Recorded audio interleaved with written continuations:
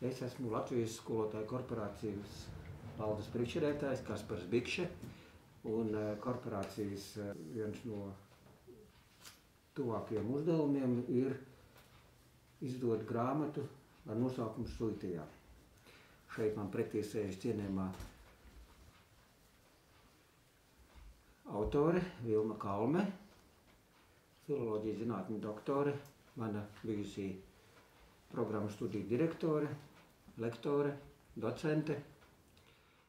Man liels prieks veidot šādu projektu kopā ar tik tuviem un mīļiem cilvēkiem kā Vilma Kalme un, protams, piesaistītu kolēģi Ralsovas domas priekšsēdētāju Grigoriju. Sākšu ar to, kas vispār ir Suita.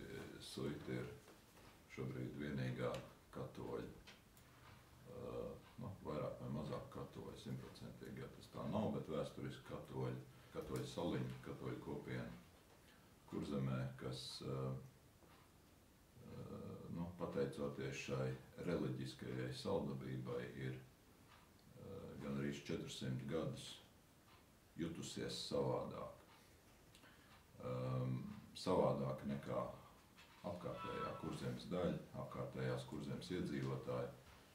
Un šī savādākā jušana tā ir novedusi pie tā, kad bieži vien te cilvēki nav pieņēmuši to, kas ir nācis no ārpuses, ja uzskatījuši to par kaut ko svešu. Šī reliģiskā nošķirtība iedeva cilvēkiem šeit savu tādu īpašu identitātes sajūtu. Un man ir prieks, ka tā identitātes sajūta, varbūt tas kultūras mantojuma slānis, viņš jau visu laiku sarūk, noārdās, asimilējās, bet tā identitātes sajūta, viņa te vēl ir šodien dzīva, un, protams, šī sajūta izpaužās dažādās arī kultūras izpausmes formās. Runājot par suitu valodu, tad to, kā mēs šeit runājam,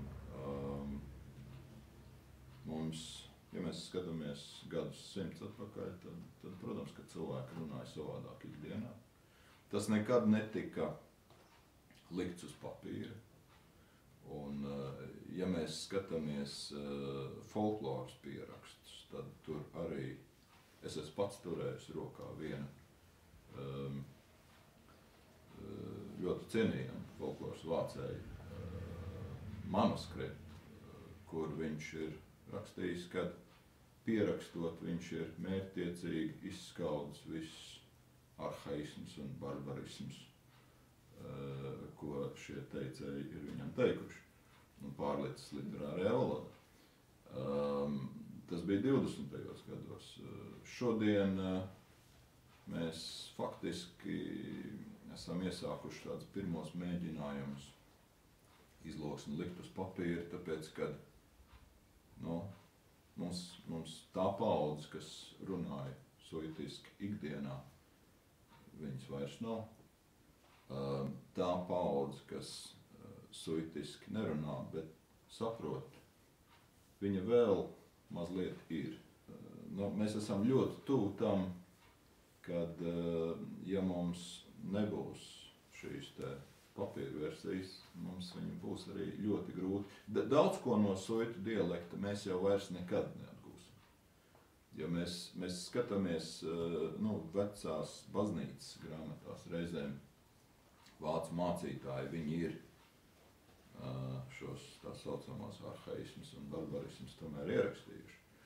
Un ir lietas, kuras mēs šodien neatceramies, bet 100-200 gadus atpakaļ viņi tika lietoti. Te man ir jautājums jums, Vilmas kundze. Jūs esat filoloģijas zinātņu doktori. Sakiet, ko jūs sakāt kā zinātņu doktori par šo vietējo izloksni?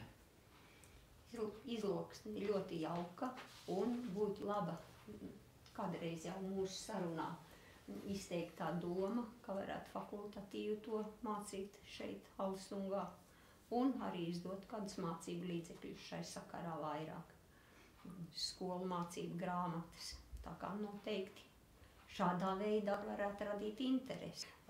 Jāatceras tas, ka valoda ir arī dziesma, Un tās ir ļoti tuvu kopā dziesma un valoda. Un suitu sieva, etnogrāfiskais ansamblis, tāpat gudnieku suiti. Būtu liels palīgs, ka valoda tiek saglabāta, izloksne tiek saglabāta un rada interesi jaunajā paudzē.